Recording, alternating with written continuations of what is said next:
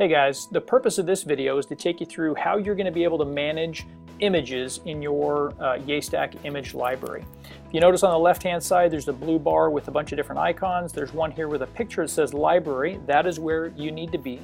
We've made available to you three types of libraries. One is an image library, and we have a video library, and we have an article library.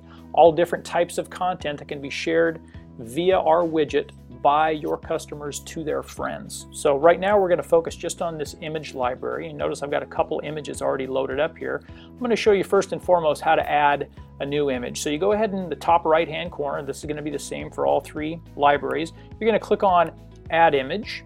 From here there is an upload button, and what we're looking for is a 16:9 ratio image that's either JPEG or PNG format. So we're going to click that, and we're going to go to images, and we're going to click on this one here, women's clothing.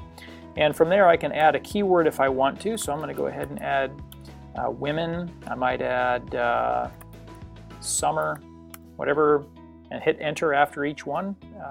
Go ahead and hit save, and once I've done that, it's going to upload that image and make it available to whoever the content creator is for my Yaystack offer that's going to be going on my site.